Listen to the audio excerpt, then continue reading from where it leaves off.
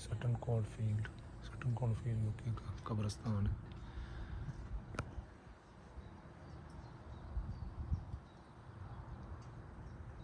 اللہم اغفر لحینا ومیتنا وشاہدنا وغائبنا وصغیرنا وکبیرنا وذاکرنا وانثانا اللہم من احییتہ منا فاحیہ الاسلام ومن توفیتہ منا فتوفہ الایمان.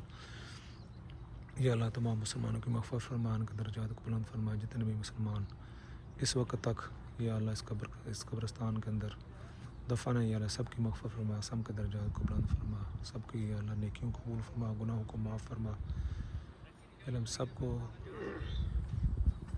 اپنی قبر کی تیاری کرنے کی یا اللہ سب کو توفیق عطا فرما.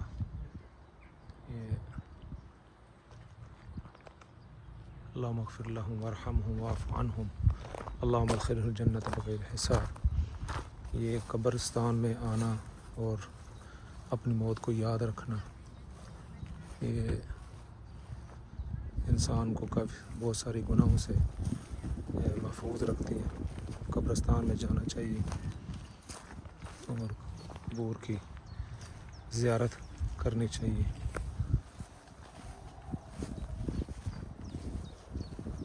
کافی بڑا قبرستان ہو چکا ہے یہ سٹن کولڈ فیلڈ.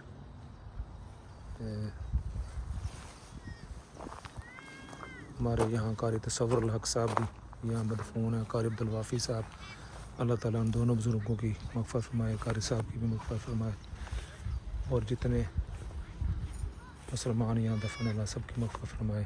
پوری دنیا کے مسلمان جو جہاں کہیں بھی مدفون ہے اللہ سب کی مغفرت فرمائے، درجات کو بلند فرمائے.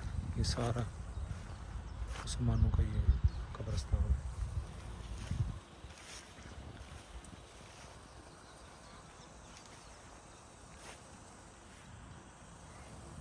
مولانا آفتاب صاحب کے والد صاحب اور حاجی بشیر صاحب جو نذیر صاحب وہ بھی یہاں دفن ہیں.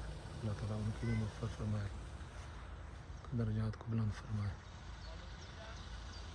قاری تصور الحق صاحب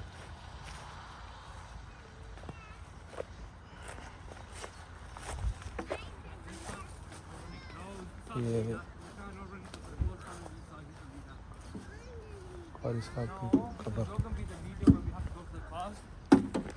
اللہم اغفر لہ وارحمہ واعف عنہ اللہم ادخلہ الجنۃ بغیر حساب.